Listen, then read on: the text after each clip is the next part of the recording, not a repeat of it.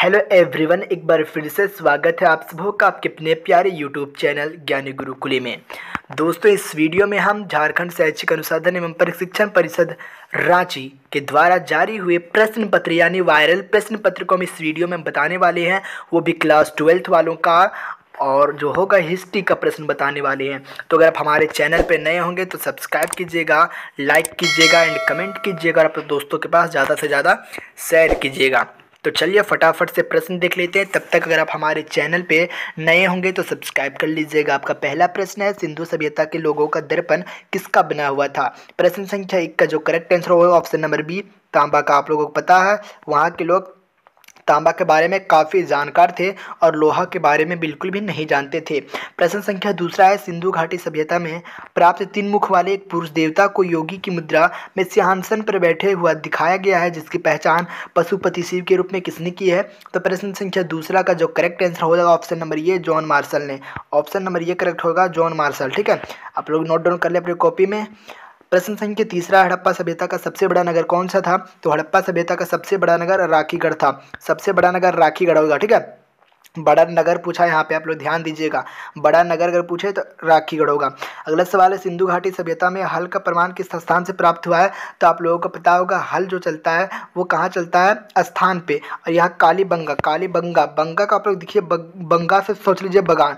बगान जो होता है वो कहाँ होता है? स्थान पे होता है। इस तरह से हम कह सकते हैं कि राजस्थान। ठीक है, सॉरी, सिंधु घाटी सभ्यता में हल का प्रमाण कहाँ से मिला? बंगा से, यानी बगान से, कालीबंगा से मिला। ठीक है, चलिए यहाँ तक आप लोगों को पूरा परफेक्ट नॉलेज मिल गई होगी हमारे अनुसार, जो भी मिला हो। ठीक है, चलिए प्रश्न संख्या 5वां देखते हैं। हड़प्पा और मोहनजोदड़ो के बीच की जो दूरी कितनी है? हड़प्पा और मोहनजोदड़ो के बीच की दूरी कितनी है? तो 483 किलोमीटर। ठीक है, 483 किलोमीटर। प्रश्न संख्या छठा है, सिंधु घाटी सभ्यता की जुड़वा राजधानी थी।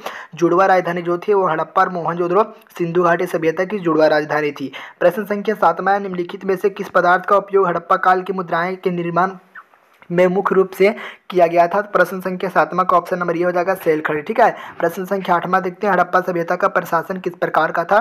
तो नगर पालिका जैसा हड़प्पा सभ्यता का प्रशासन था। प्रश्न संख्या 9वां, हड़प्पा सभ्यता के संपूर्ण क्षेत्र का आकार किस प्रकार का था? तो हड़प्पा सभ्यता के जो पूरे क्षेत्र का आकार था वो त्रिभुजाकार था। ठीक है, त्रिभुजाकार था हड़प्पा सभ्यता का जो पूरे क्षेत्र का, संपूर्ण क्षेत्र का आकार था। Option number C is correct answer हो जाएगा। ठीक है, चलिए प्रश्न संख्या 10 देखते हैं, हड़प्पा कालीन स्थलों में अभी तक किस धातु की प्राप्ति नहीं हुई? हमने आपको अभी बताया कि वो लोहा के बारे में बिल्कुल नहीं जानते थे। Option number D is correct answer. प्रश्न संख्या 11 है, मौर्य साम्राज्य की स्थापना किसने की? तो मौर्य साम्राज्य की स्थापना चंद्रगुप्त मौर्य ने की। ऑप्शन नंबर ये इज करेक्ट आंसर हो जाएगा। चलिए प्रश्न संख्या 12 देख लेते हैं, जो बहुत ही इंपॉर्टेंट प्रश्न है और ये बार बार एग्जाम में पूछे भी जाते हैं। ठीक है, तो अगर आप हमारे चैनल पर नए होंगे सब्सक्राइब कीजिए, क्योंकि आपका सब्जेक्टिव प्रश्न भी बाकी है और मैं जिस अंदाज में आप लोगों का सब्जेक्टिव प्रश्न का सॉल्यूशन कराऊंगा शायद ही ऐसे अंदाज में यूट्यूब पे आपको वीडियो मिल सकती है। प्रश्न संख्या 12 है, मेघदूतम के लेखक निम्न में से कौन है? तो इनमें से कौन है मेघदूतम के लेखक? Kalidas. Option number 20 correct answer. प्रश्न संख्या 13वां देखते हैं, मौर्य काल में गुप्तचरों को क्या कहा जाता था?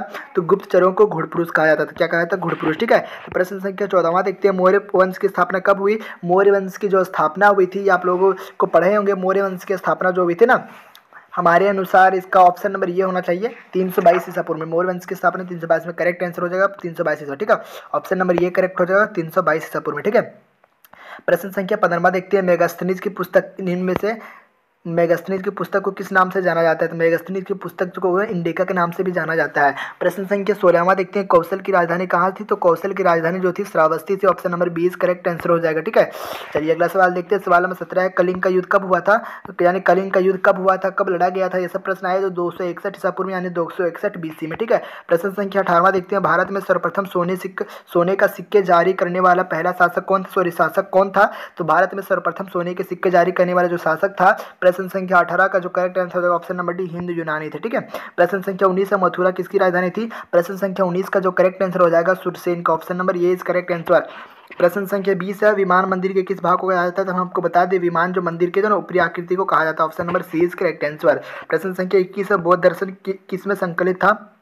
जो बौद्ध दर्शन था वो संकलित किसमें था, ये आपको बताना है। तो इसका जो करेक्ट आंसर हो जाएगा ये हो जाएगा आपका अभिधम पिटक। ठीक है, option number C is correct answer, Abhidhamma Pitaka. प्रश्न संख्या 22 है, भगवान बुद्ध का जन्म किस देश में हुआ था? तो नेपाल के कपिलवस्तु के लुम्बिनी नामक स्थान पर। ठीक है, नेपाल के कपिलवस्तु के लुम्बिनी नामक स्थान। ठीक है, नेपाल के कपिल वस्तु, ठीक, कहाँ पे? कपिल वस्तु के लुम्बिनी नामक स्थान पे हुआ था, ठीक है, महात्मा बुद्ध का जन्म। तो आप लोग याद कर लीजिएगा पूरा परफेक्ट तरीके से, ठीक है, कुछ भी दे सकता है। अगला सवाल है महावीर की मृत्यु कहाँ हुई, ठीक है, महावीर की मृत्यु कहाँ हुई? तो पावापुरी हो जाएगा, option number C is correct answer. प्रश्न संख्या 24 है, त्रिरत्न सिद्धांत सम्यक दर्शन सम्यक ज्ञान सम्यक दर्शन सम्यक आचरण किस धर्म की महिमा है? तो प्रश्न संख्या 24 का जो करेक्ट आंसर हो जाएगा ऑप्शन नंबर ये जैन धर्म, ठीक है। प्रश्न संख्या 25 है, महावीर स्वामी का जन्म कब हुआ? तो महावीर स्वामी का जन्म 540 ईसा पूर्व में हुआ था। संख्या 26 है, महात्मा बुद्ध के प्रिय शिष्य का नाम क्या था? महात्मा बुद्ध के प्रिय शिष्य का नाम आनंद था, ठीक है, याद कर लीजिएगा। प्रश्न संख्या 27 है, जैन परंपरा के अनुसार प्रथम तीर्थंकर कौन थे? तो जैन परंपरा के अनुसार प्रथम तीर्थंकर ऋषभदेव थे और 23वें तीर्थंकर पार्श्वनाथ थे और 24वें तीर्थंकर वर्धमान महावीर थे। प्रश्न संख्या 28 है, जैन धर्म के अंतिम तीर्थंकर एवं 24वें तीर्थंकर कौन थे? तो हमने आपको अभी बताया वर्धमान महावीर थे। चलिए इस वीडियो का दो अंतिम प्रश्न रह गया है, आईने अकबरी के लेखक कौन थे? तो आईने अकबरी के लेखक अबुल फजल थे। प्रश्न संख्या 24 है, आईने दहशाला पद्धति के प्रतिपादक कौन थे? तो आईने दहशाला प्रतिपादक थे आईने दहशाला के, ठीक है, आईने दहशाला के जो प्रतिपादक थे वो हमारे अनुसार इसका जो ना करेक्ट आंसर होना चाहिए आईने दहशाला फैजी, ठीक है, option number D is correct answer हो जाएगा फैजी। तो दोस्तों आपके बोर्ड एग्जाम में 30 प्रश्न ऑब्जेक्टिव आएंगे, एमसीक्यू यानी मल्टीपल चॉइस क्वेश्चन आपके एग्जाम में आएंगे 30 प्रश्न, और हमने आपको टोटल 30 प्रश्न बताए जो बहुत ही इंपॉर्टेंट प्रश्न है और यहाँ से बहुत सारे प्रश्न आपके बोर्ड एग्जाम में मिलने के चांसेस है। तो अगर आप हमारे चैनल पर नए होंगे सब्सक्राइब कीजिएगा, क्योंकि आपका बोर्ड एग्जाम तक फुल तैयारियाँ मैं कराऊंगा, सारे सब्जेक्ट का सोल्यूशन मैं कराऊंगा, ठीक है, और सब्जेक्टिव प्रश्न का मैं धाकर तैयारी कराऊंगा। सब्जेक्टिव प्रश्न बिल्कुल जो ना खोरठा लैंग्वेज में बताऊंगा ताकि आपको सही से समझ में आ जाए। तो मिलते हैं अगले वीडियो कुछ खास के साथ। जय हिंद, वंदे मातरम।